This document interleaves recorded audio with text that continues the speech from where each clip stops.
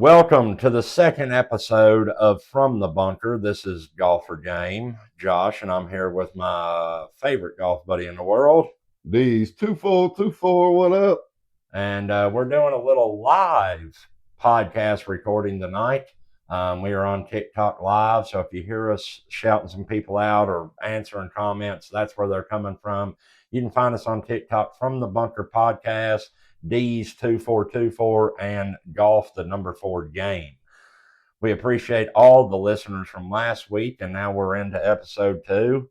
Go ahead, D's 2424, and let us know what you've been up to, brother. Man, not much. A little weak this week. Luckily, you and I got out, I believe, Friday. Yep. First time I swung a club in about 2 weeks. So we got a little round in on Friday at home of the $20 course, old P-Dub. Got a little round in, did a little bit, and wasn't disappointed. I will be honest, you hit it really good on Friday, buddy. Thank you. Yeah, I felt good Friday. I don't know what it was. It's just, you ever have them days where you got at the course and you just feel different? Like everything just feels super comfortable. It's like you've been doing it your whole life. And then you have days kind of like you did Friday where you were a little uncomfortable, you said at times. Yep. Friday for me was one of those days where I just was super comfortable. You know, you step up to the ball and you're like in the perfect position, just like super comfortable. So that was super cool. I know I shot a 91 Friday, which is pretty decent for me. I'd say a little bit below average. I think you shot a little higher than your average, but it wasn't terrible. No. And shout out to Josh on Friday, because he shot a 44 on the front over there, which is also what I shot. Riddle on TT says that's the opposite of today then. Oh, there's no doubt, Riddle. Thanks for that. Yeah, so tell everybody, what did we do today?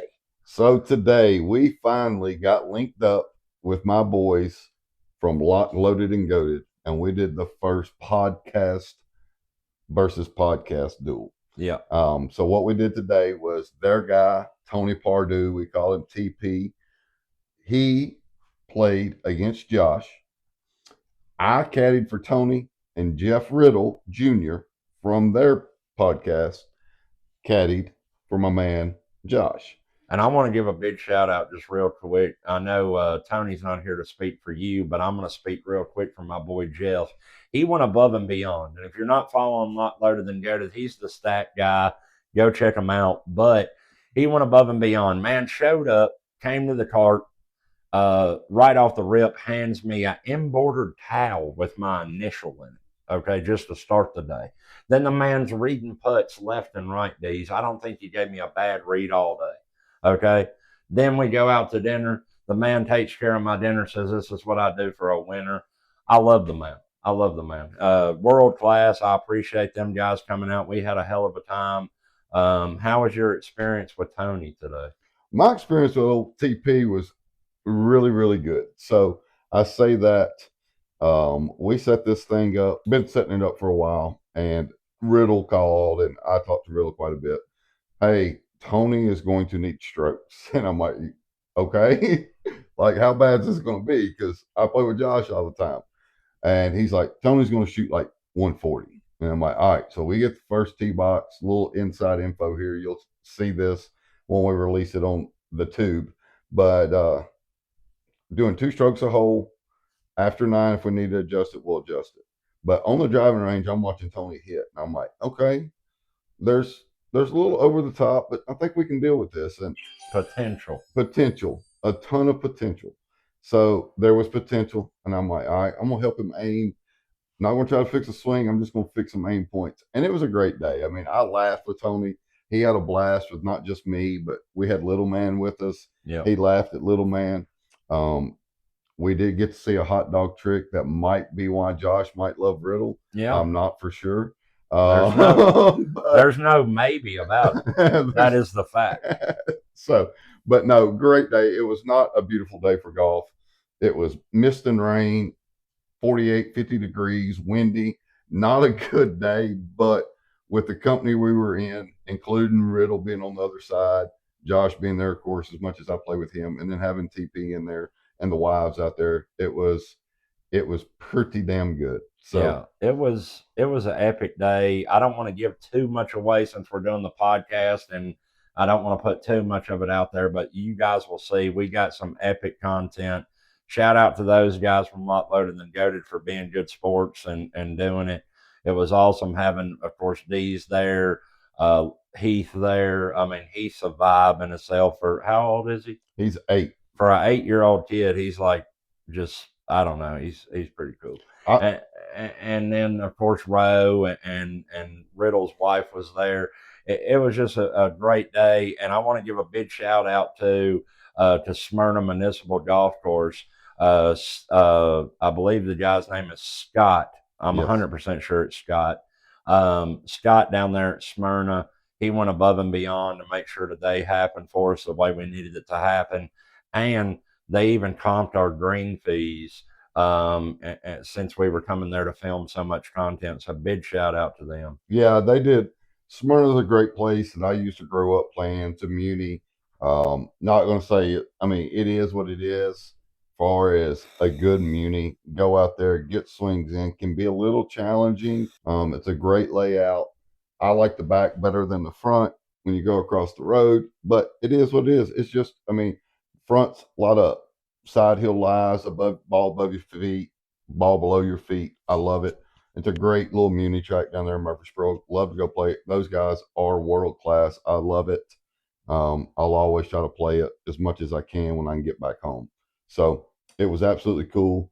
Smyrna was the real MVPs without a doubt. Blocked off some tee times for us, and we had a ball. And I mean, honestly, even with the Ranger coming by, they never said a word to us. Yep. Hey, we know what these guys are doing. We let people play through that needed to play through. Yep. So it was a pretty good day. But all in all, we worked on that pretty hard. There was one time, and I don't think I was recording when it was said. Josh talked about Heath. Heath is my youngest. Y'all seen him in some videos.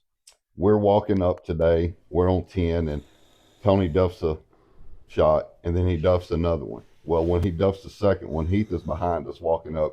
He goes, "You just have to hit it, bro." Tony just looked at me, and I'm like, he's just telling you the truth, dog. I don't know what to tell you.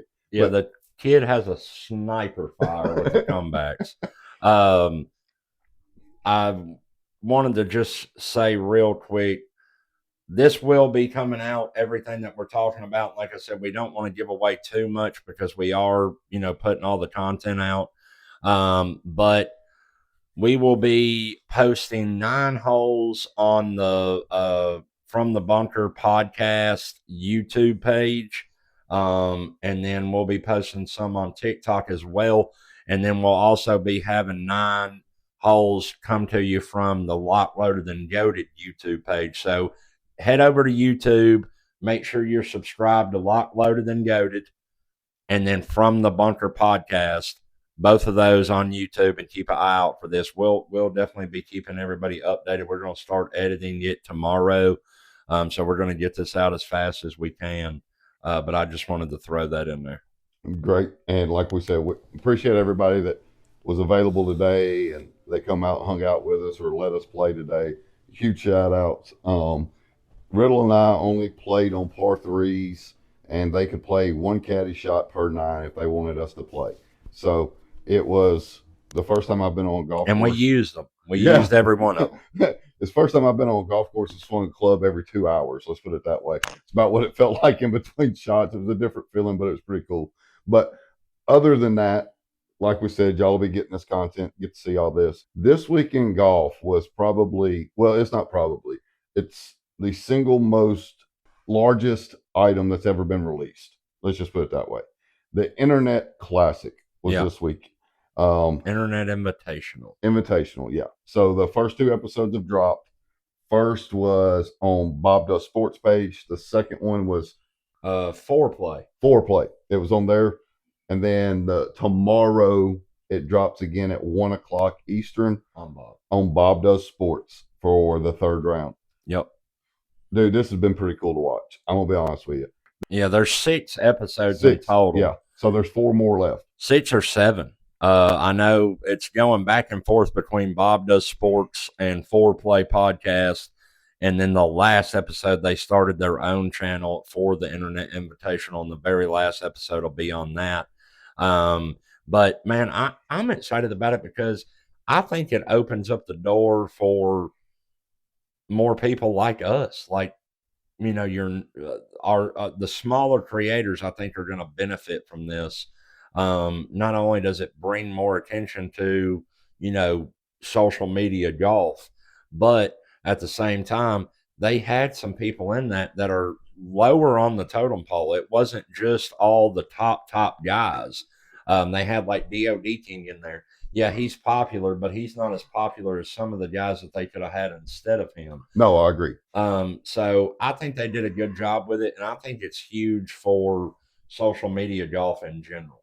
It is, and it's a great thing. I've watched it. Are there some things I don't, I don't care for on it? 100%. Everybody's going to have their things they pick. I would have liked to seen it maybe a little bit. Me and Josh have talked about this. Show me the shots from the entire group the whole time. Yes. And I know if it takes a while and you probably don't get the content of, them driving in golf carts and stuff at times talking. By the way, anytime anything gets done like this, and I said it last week, Wesley, Brian, and Bob should always be on the same team. Yes. I don't even care if they're on the same team. They need to be in the same cart. They're a vibe. Huge vibe. Unbelievable vibe. Wesley pumps him up, and Bob pumps Wesley up. And they're a great vibe. And it gives you a different look at Wesley Bryant, who really needs a different image at times because he is kind of considered, for lack of a better word, a prick. Yeah. When people watch him on YouTube. So I think him and his brother are completely different. Yes, George is more likable, definitely more likable. But when he's with Bob, man, he is a different dude, and I love it. But with that being said, first 2 episodes have been great. Yes. With that, let's go ahead. There's the elephant in the room for everybody that's watched it. Right. Luke Kwan. Yep. We all know who Luke Kwan is. Huge social media presence. Let's just be honest. I mean, he's got quite a few followers. Unbelievable golfer. I mean, the guy's, was with the good boys. Yep. He is a PGA Tour China winner. Yep. The dude's a stick. He's a stick. Probably one of the best golfers there besides like Wesley, right? And Wesley's going to bring his game. Yeah. Wesley can't go out there and shoot par and think he's going to beat Luke Kwan. Right. Not going to happen because Luke's never off. I've seen Luke play golf. He's never off. But with that being said, he's late to his tee time. Yeah. $1.7 million on the line. And I'm not saying it's not a lot of money. It's a lot of money. Even to Luke Kwan, it's a lot of money. Oh, yeah. But the dude oversleeps. So, he should be disqualified, technically. Before you get into your opinion on it, I want to know, do you think that was legit? Do you think he actually slept in? Because I've heard in the rumor mill, people are saying that they did that for content purposes. What is your take? Do you think he actually slept in, or do you think it was for content? No, I 100% believe the kid slept in. The reason I believe he slept in is I actually watched his apology today. I know it's been out a couple of days, but I have not logged in. I was able to watch it this morning. And if you watch his apology video on his page, he's got some text in a couple of different places talking about where he apologized to people. They were cool with it. You didn't see everything. They edited stuff out to make him look more of like, hey, I don't care. Yeah. And there's a part on there where he pulled Dave and Bob aside and apologized personally. Yeah. And says, hey, I feel bad. I apologize. Should have respected this. Yeah. Chad just put in the comment, I definitely slept in and I ain't apologized. But with that saying, he pops words up on the screen. It says, Portnoy told him, says, hey, I don't care. This is going to create great content. Right. Exactly. And I honestly think, I mean, if he legitly slept in, I think that they took it easy on him. Like you said, I mean, if you're playing in any other event, you're going to be disqualified. Yep. Now, like I had somebody show up late to the Classic, but I mean, that's like a bullshit tournament, you Right. know. But for something like this, you're playing for 1.7 million. It's like, listen, you already know I get oversleeping Yeah. because Daddy was on the phone 6:30 this morning making sure my ass was awake. The thing is, to me though, is like it's almost like they gave him a break, which I get it. It's not a legit like sanctioned tournament, but still, you're playing for a boatload of money. Like they kept saying on the video, there's people. There was hundreds of people trying to get into that tournament. So it's like, come on, man, take it serious. Yeah. You know what I'm saying? Let's start with break down some stuff on how it started. How do you think they did with the groupings as far as pairings? So group A, B, C, D, and E. I think they had 5 groups. I think they even put 3 people in a G category. Okay, well that would have been Sketch, Yep, the Duke, and somebody else. Yep. And the Duke actually played lights out. Yeah, in the first episode. Yeah, I can't take that dude. They got like 4 slow play warnings in a scramble. Yeah, like, how do you get a slow play warning in a scramble? He's playing with Josh Richards, and he's like, man, Duke was telling a story. Dave's like, you can listen to the story, but while you're moving, like, yeah. I thought overall they did pretty good. So when you looked at Group A, let's see. So we have Wesley Bryant, George Bryant, Brad Dalkey, Peter Finch, Luke Kwan, Grant Horvat, Micah Morris, and Garrett Clark. Now, with Tier A there, I have one problem with it. What's that? If you're going to put Micah Morris in it, I think FP could be in Group A as well. Yeah. And probably Roger Steele. Okay. I like that. I don't know if you know who Roger is. That's the black guy playing with Paige. And honestly, the dude shot like 6 under through 6 holes. I really don't even know why they did a tier system, because they didn't make them draft out of a certain tier. It was just pick whoever you wanted. I agree. They got to pick whoever they wanted, but that kind of lets you know the quality of the player, because not all these people know everybody. Yeah. So it's not a bad way to do it. It's kind of broke down, I would assume, by handicaps there as much as they know. This is something that we will use with some of the stuff we're going to do. Right. But I would just think you could put, FP maybe looking at it, Berkshire, and Berkshire should have been in A. Yeah. And maybe Roger Steele, but I'm okay if they're going to put that many in B. I'll run through B real quick. We got Roger Steele, the Smoke Show Page, Fatty Perez, Cole Lance. That's from Busted Jack. That's the skinny kid from Busted Jack. Yep. Kyle Berkshire, Mac Butcher, DOD King, of course, Mason Nutt, Josh Kelly, Rick Shields, who is a solid golfer, Sarah Winter, Malaza Melosi, Mo from Good, Matt Sharf, and Jake Adams is your tier B for the Internet Invitational. And Mason Nutt is the other guy from Busted Jack, the heavier set kid. All those guys are, legit good ball strikers. Great golfers there. Then we ran into Tier C. So if you go by Tier C and you look at who's in here, these people are 8 to about a 14 handicap off of these guys. Yeah. And I'm going by a couple of the names I've realized in there. I think one's lower than this, but he don't show up. But you have Claire Hogle, Gabby Golf Girl, who actually hits the ball really well. Yes. Andrew Santino, Frankie Borelli from Barstool, Francis Ellis, Riggsy from Barstool, Witt, which is Ryan Whitney, Beef, Bubby, Chaz, Keith Yandel, Andrew Austin, and then J.R. Smith. Who didn't show up. J.R. Smith did not show up. Still don't understand that. Do not understand that at all. The guy missed his flights. He missed some connecting flights. And when it happens in that first episode, I'm like, how does J.R. Smith, who played in the league for like 11 years, the dude can fly private. Right. Probably he's got millions of dollars. Probably got a private jet company on speed dial. And I don't know if LeBron's still pissed at him for the one finals episode, but if not, he could call LeBron and say, hey, Doc, can you send me a jet? Come get me real quick.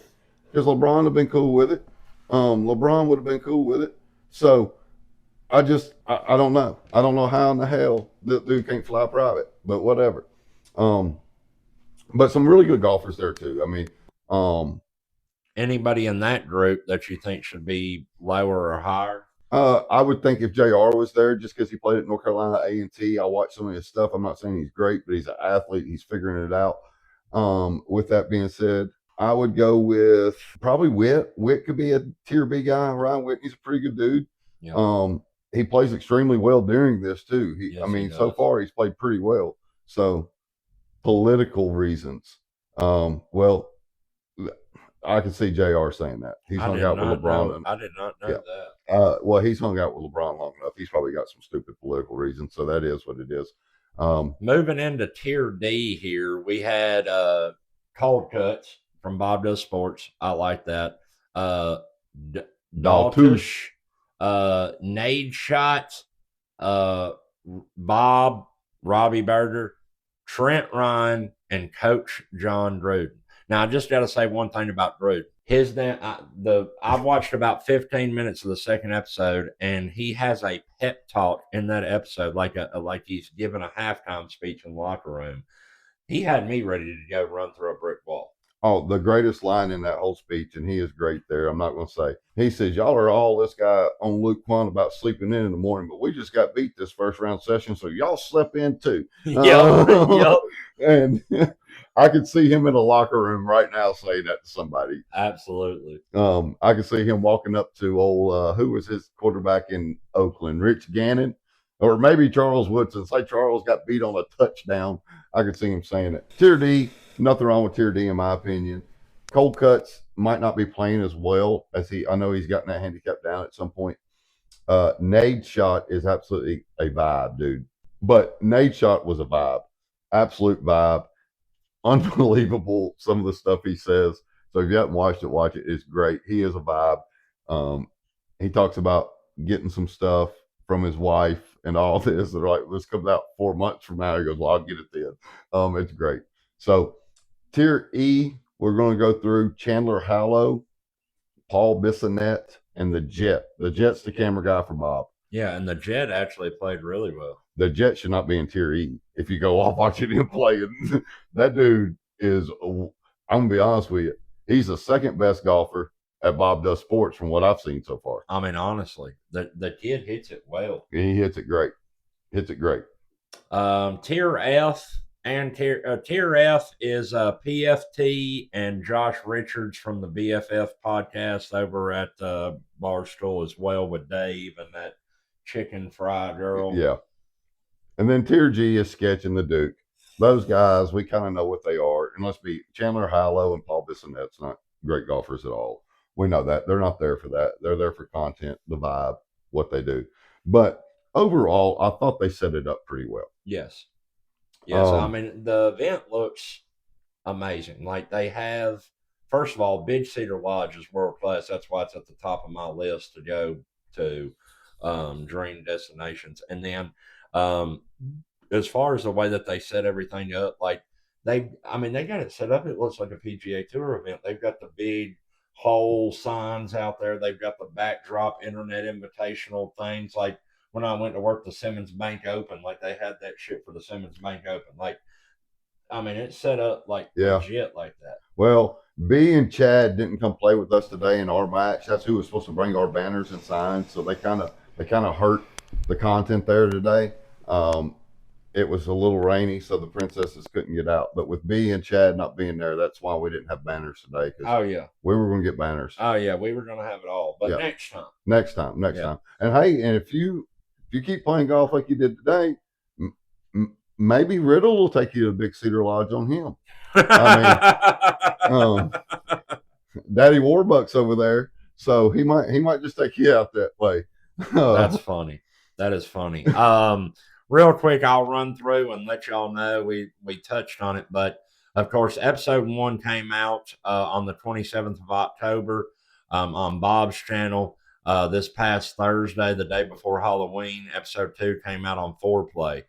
Episode 3 comes out tomorrow at 1 p.m. Eastern, 12 o'clock Central on Bob Does Sports.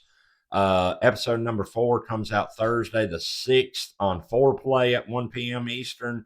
Episode 5 is Monday, November the 10th on Bob's channel at 1 p.m. Eastern. And then the last episode is Thursday, November the 13th on the Internet Invitational YouTube page at 1 p.m. Eastern. Shout outs, no free shout outs. I mean, we're giving these guys some publicity because, I mean, we do have thousands of listeners. Yeah.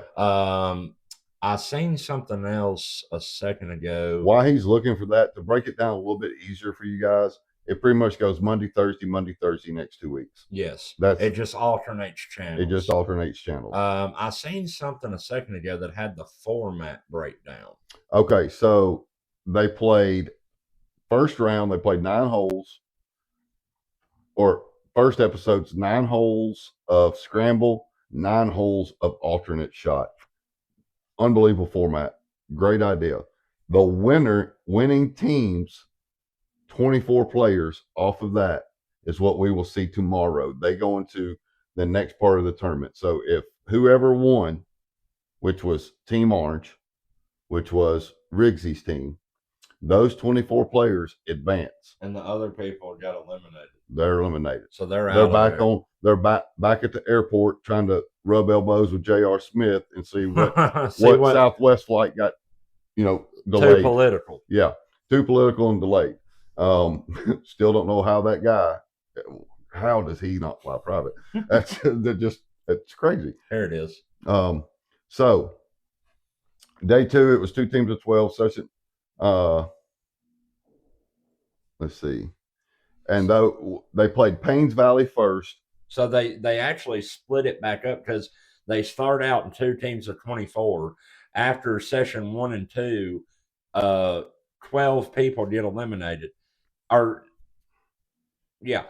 24 people get eliminated. I'm sorry. Yeah. Then day 2, they re-break it up. So they're at some point going to have another draft, and I haven't watched episode 2, so I don't know if it happens there. No, it's on what we're going to see this week. Okay, so what's coming out, they're going to probably do another draft, break that 24 that remains into 2 groups of 12, and then after 2 more sessions, the 12 losers will get eliminated, and then the finals are down there. So day 1, they played at Paynes Valley, which is what we've seen. Yeah. That is Tiger's course. That's the 18-hole course. You got the front 9 and then the back 9. Day 2, what's that say they're playing at? Buffalo Ridge. You're playing at Buffalo Ridge at Cedar. Great course. Day 3 will be, so the last week that we get to watch will be Cliffhangers and Paynes Valley. That'll be the 2. They'll play 18 holes of stroke at Cliffhangers, and then the afternoon is the finals. It'll be a 3 versus 3 true alternate shot at Paynes Valley, 18 holes. Yeah. So it looks like after the 2 teams of 12, after the losing team there gets eliminated, it'll go to 4 teams of 3, and then the top 2 threesomes advance to the finals back at Paynes Valley. Correct. So it'll be fun to watch. Like I said, it's been some pretty good stuff. There's some beef out there with some of these people when they show up anyway. There was a little bit of gamesmanship between some of the guys, and it's good. It's just good. It's been really good as far as the actual content there. I'm not 100%. I would like to see it maybe produced a little bit better, but the content's been pretty well. So, and it is their first time. I mean, they're gonna make it better if they do it again, I'm sure. And I think they should. That's kind of the reason that, and this, I mean, that's kind of the reason that we wanted to do the Small Creator Classic, and part of the reason that I came up with the idea was to, kind of do something in this aspect. They're doing it on a much bigger scale because they all have much bigger followings. So that's the whole point behind this. And eventually I think we can get the Classic to something not this big, not playing for $1 million or anything like that, but the content aspect of it and the formats and the multiple days and things like that. I think that eventually, a couple of years down the road, hopefully we'll grow it to something like that. You got anything else on the Internet Invitational you wanted to talk about? No, just watch it, enjoy it. We'll break it down again this week like we do. Thursday, Josh will be live. We'll break down what we've seen so far. With that, moving on, there's a couple of things that did come out this week. Like I said, Josh and I played Friday. He had a pretty good round. I didn't have a terrible round, but got better on the back as I normally do. But that being said, something that I like that I use a lot. So on my bag, we all got club cleaners. We all got things to, and there's 100 different types out there now. I use the mini groove brush because groove it brush. It hooks on my bag. It's a little magnet. You see pros that latch them on their belt loops on the range all the time. It's a little bitty brush. That's the ones that I use. I love that thing. It's magnetic. But with that being said, they got NCAA licensing. Yeah, that's huge. They look awesome. And they're aluminum now. Yes. Yes. Aluminum bodies. Of course, they're smart. What did they do? They did a bunch of SEC schools. Yeah. And they've got Alabama. They've got Tennessee. They got what most of our listeners will be looking for. They have it. I think they have damn near, any school, any major school I've seen on there, they had a shit ton of schools. I scrolled early this morning at Cracker Barrel, and I'm going to say something. They got to be smart because I didn't see an Ohio State one on there. Seen a Penn State one. I didn't see no Ohio State, though. I did see Penn State, so I'm surprised that we don't see Ohio State.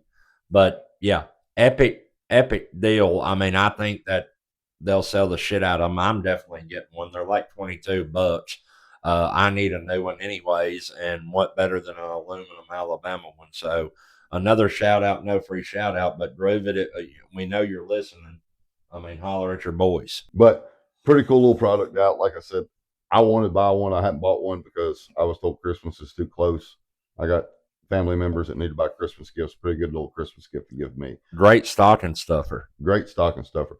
Now that we're talking about a little bit of golf stuff like that, let's go ahead and do apparel real quick, just to let y'all know. If you're in the Tennessee area, I'm sure this is across the nation though. Under Armour, I actually ran into a deal this week. Their golf pants are down from $80 to $40. So you get 2 pair for the price of one.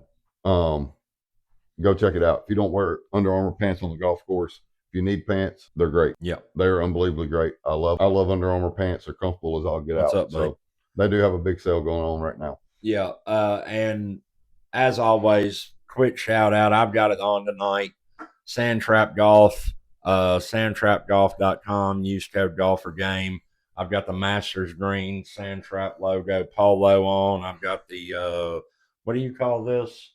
Script hat on. They have multiple hats, multiple polos, outerwear like hoodies and quarter zips and all that. Y'all go check them out. No, Sandtrap stuff looks great. Some good stuff coming up this weekend. We got another FedEx Cup event for the fall. I talk about this all the time. This helps keep their card. Guys keeping their tour card is huge because, especially if you win, because it gives you exemptions into, I know the PGA, I want to say 2 signature events. I might be a little wrong on that, but it gives you PGA and the Players, I do believe. Yeah. And the next tournament coming up starts on Thursday. It is, where is it at? Mexico? Yes, they are in Mexico coming up. It's in Mexico. And, the fall tour, it really gives guys a chance. Like the gentleman that won last week. Do you remember his name? Matt, Burnin or something like that. Brennan. But he had never won before. He got his first win on the PGA Tour. Being able to play in these events in the fall. So it just opens up. It opens up a window for some of these younger guys, for some of these guys that are on the verge of getting that first win, or like you said, keeping their card. They're on the verge of the points. It gives them a chance to really rack up some points or rack up a win or two without, all the big guys playing in it. I mentioned this to you the other day. It is kind of like like a gentleman's like nod, I guess you could say, that Scotty and Rory and these bigger guys that can go out there and dominate kind of take this time off, because they don't have to. They're not required to. They do it, but I mean, they could, and I see why they don't. It's probably because they play all the signature events, have plenty of money, whatever. But they also, at the same time, I mean, nothing's stopping them from going to play it. No, So it's kind of always been like an unwritten rule, I guess, or like a gentleman's nod, like, hey guys, we'll let y'all have your chance. yeah, The top 10, top 15 guys normally don't go play in these events. yeah. Like, I mean, X played in one in Japan. We know what that was about. It's a tournament, means a lot to him. So it is really cool to watch. While we were sitting here, I had Josh pull something up, and this happened. It was 9 hours ago when it come out. Tom McKibben, which denied playing on the PGA to go play with LIV. He is a 22-year-old Irishman, is where he's from. He's over from Ireland. I don't know if he's northern or south. I think he's northern.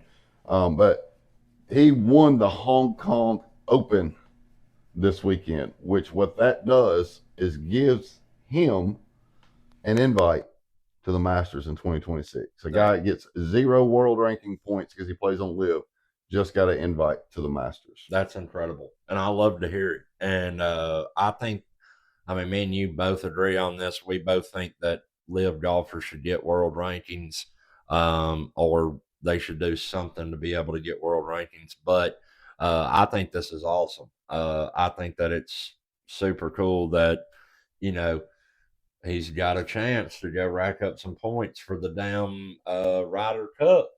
I mean, There you go. Bryson did it, so you figure out a way. But this is super cool to have a chance to play in the Masters when you turn down the PGA for LIV, and probably had to humble yourself and stomach the fact that you wouldn't have the chance to play in some of these events, to be able to go win this event and get an automatic entry into it. I mean, that's pretty impressive and pretty epic. Well, and I wanted to hit on this because when you go this way, this is something that we've touched on briefly at times, but I don't care what tour they play on, guys. I don't care if it's DP World Tour. I don't care if it's Australia Tour. I don't care if it's Long Drive 051 and Jake Krugel's own tour. If it's a professional golfer playing professional golf on a major thing with TV broadcast, all this stuff, give them points. Yep. And the reason I say this is we have a guy ranked #1 in the world right now, and I'm not trying to take anything away from him. Scotty is a very, very good golfer. I'm never going to tell you Scotty's not a good golfer. What I say is I do not believe he's the #1 golfer in the world. And he probably isn't. I think there's a guy over on the LIV Tour that won an individual championship this year with 0 individual wins. Yep. Won a team championship, willed his team, not just by himself, but helped will his team to a team championship and just kicked our ass in the Ryder Cup. Oh, yeah. And you're going to tell me that Scotty is that much better than John Rahm? Get out of here. And Scotty ain't playing the #1 against top talent in the world every weekend. And I mean, even not only him, I mean, look at Bryson and what he did. Played in 8 events and instantly qualified for the Ryder Cup. Right. I mean, think about if he played in the same amount of events towards the world rankings that Scotty did, just like you're saying about Rahm, there might be 2 guys, maybe 3 in front of Scotty and Rory. Well, you can look at let's run down the list. And I'm not saying Scotty don't play talent.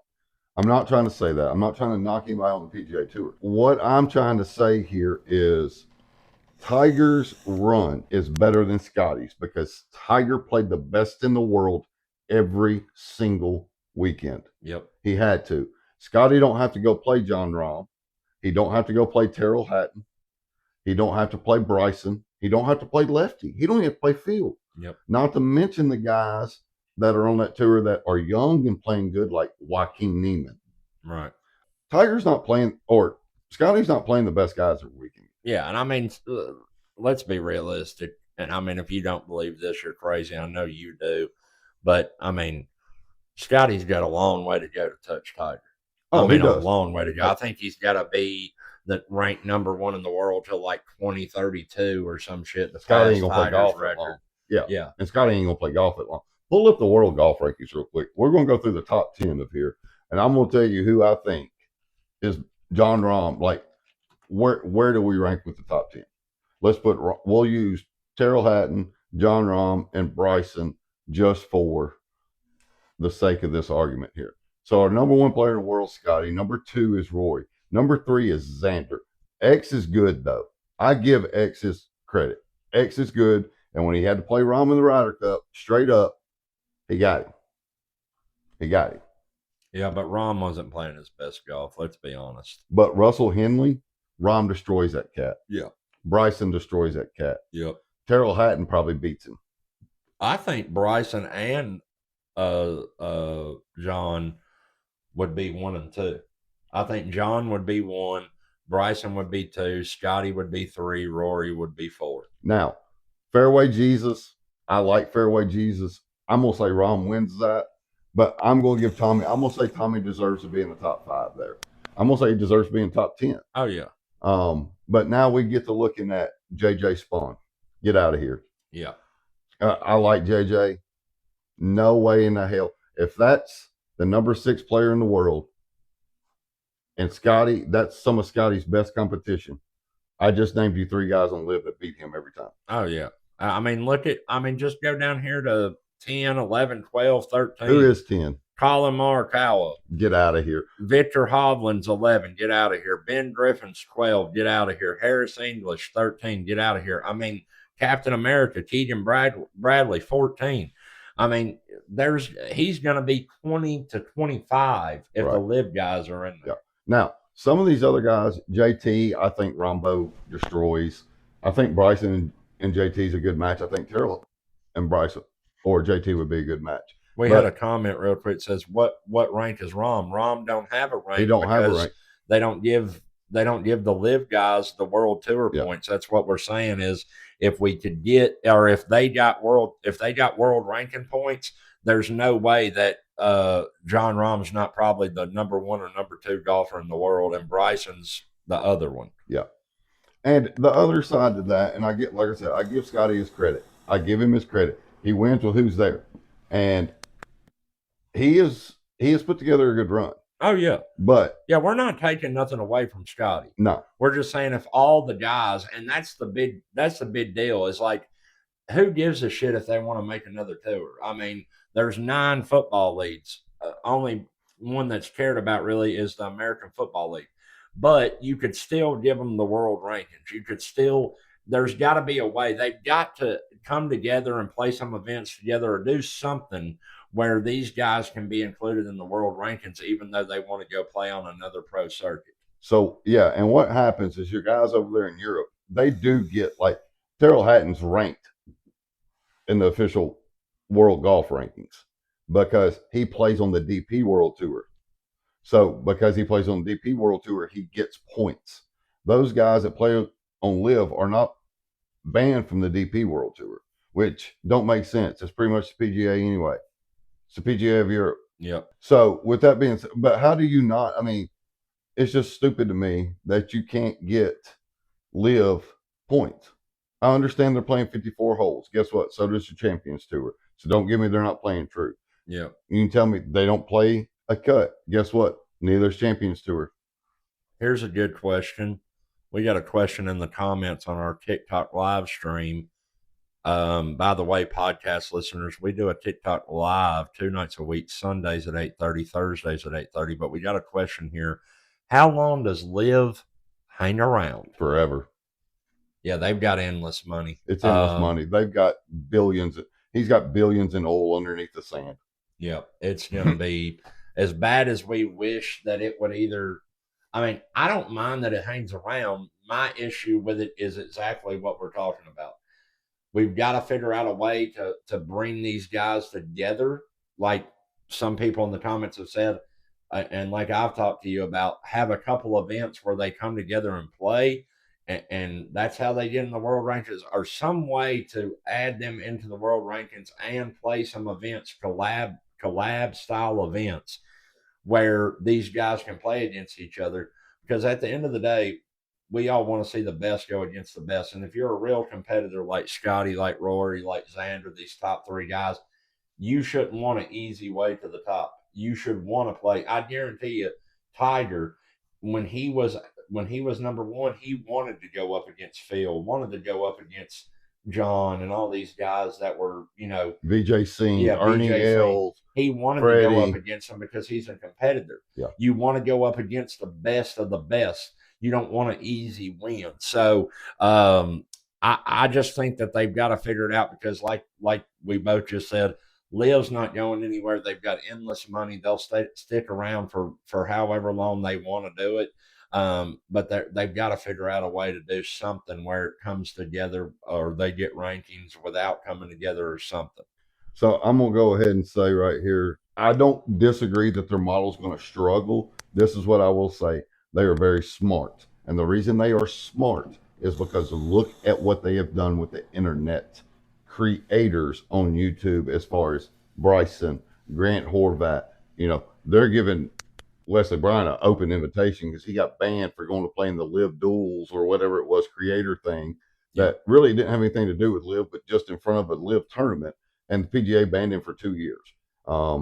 With that, but the other side of that is they literally have trillions. It is estimated like $240 trillion underneath the sand over there. Yeah, that's more money than anybody could ever So spend. it don't matter. They love golf. Yeah. The dude that's running that PIF or whatever you call it, he loves golf. He's a huge golf advocate, plays a lot of golf. So as long as he wants it to, until they get something worked out. Yeah. They'll get something worked out and make that merger. They'll make the merger at some point. Don't know what it's going to be. I mean, the guys already get to play in the freaking majors anyway. That's all guys really want to do. But let them play in some signature events. Split it up. PGA play on this many. These guys can play on the other ones, and let it go. That's just my opinion, though.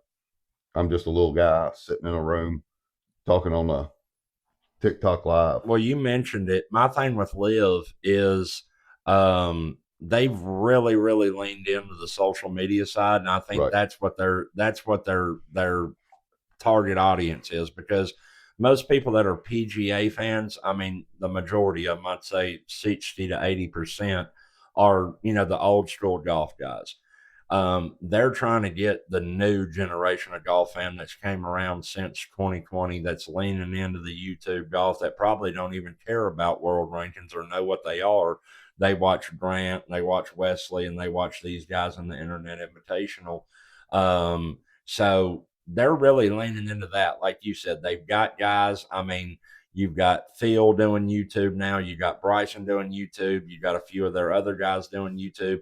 They're heavy on socials with every one of their teams, like the 4 races. Dustin Johnson's team, DJ's team, like Bubba's team. They're huge on Instagram, TikTok. Range Goats. Like High Flyers. They're feeding into it, even with the smaller creators. So that's their target. And I think over time, if golf keeps climbing on social media like it has been, I think over time they're going to win the race, because they're going to have this new generation of fan as their fans going forward. And as that grows, they're going to capture that fan. So. And I agree with that. And here's another thing to it. There's people that'll tell you that's blood money. That's what. Guess what?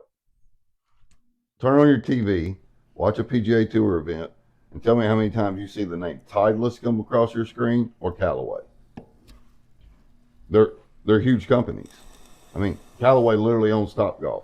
They own Travis Matthews. They own Curator. They own Odyssey. They own all the Callaway stuff. They own Ogio. There's all that stuff. Titleist, FootJoy, Titleist, Scotty Cameron. The ball sales they all get. Titleist owns, I can't remember how many balls they own actually now. With all that being said, big companies, man, they go buy the little guys out where they don't have any competition. They don't have any competition. So what's the difference in what, there are some differences, but the oil money's the same shit. Yeah. It's a big ass company. And that'll go buy everybody up. And even if they are in the red, like Dustin said, dude's sitting on like $300 trillion. I mean, he'd have to get bored with it to pull the plug. I don't think that losing money is going to be the reason that they stop doing it. Real quick, we'll touch on this. What we've talked about this a little on our lives, but not on the podcast yet. What do you? We got another question in the comments on TikTok. Bald and bearded golfing. What do you think about the TGL? I'll go first, real quick. I love the TGL. My favorite part about it is being able to listen to the guys talk. Uh, Plus, it's more golf and more ways to watch the guys that we all want to see. In the off season. I think they could do a little bit better with the production, but I love the green and the way that all works. I love how they hit off real grass. I mean, they went crazy with it.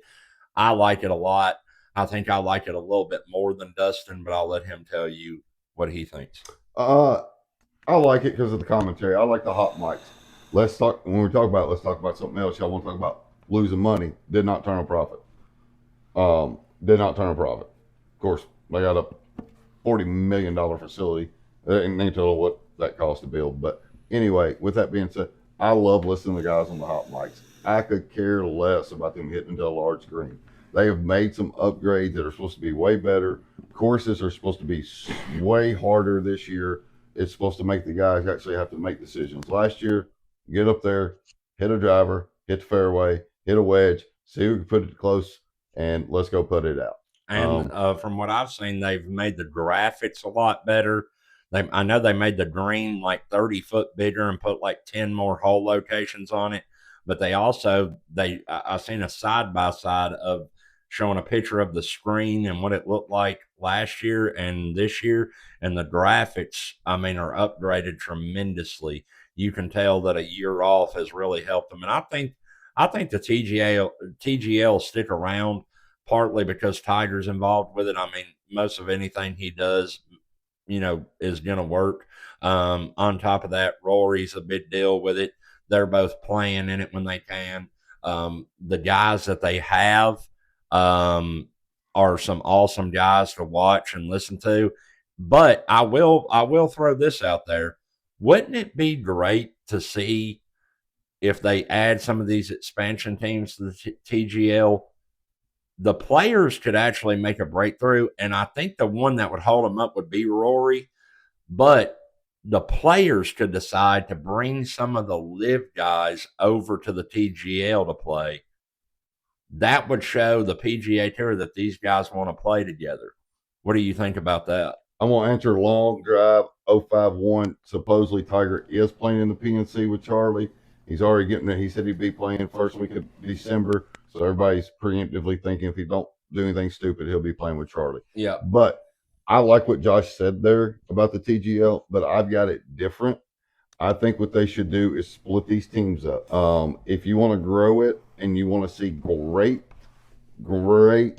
things on TV, this is a content thing. It's a simulator. It's something that more younger people play than anything. Split your teams up or keep the same number. I don't care. One captain is a PGA player. He picks another PGA player. The last two spots are content creators. Could you imagine Kevin Kisner and Bob Does Sports on the same team with hot mics hitting in a simulator? Could you not? I mean, it would be epic. And it's all about ratings, right? Yep. We're at ESPN. It's all about ratings. They're fighting playoff football. They're fighting college football playoffs and all that. Boom. There we go. Yeah, I totally agree. I like that. I like that idea a lot. Adding in some content creators. I just think it would reach out to a bigger audience and be cool with it. All right, guys, that's going to do it for the second episode of the From the Bunker podcast. You can find us on all your social media platforms from the Bunker podcast, Instagram, TikTok, YouTube. Subscribe to us there, follow us there. Also, check us out on Spotify from the Bunker podcast and Apple Podcasts from the Bunker podcast. This has been your latest report from the bunker. This is Golfer Game. I'm D's 24. Peace. Peace.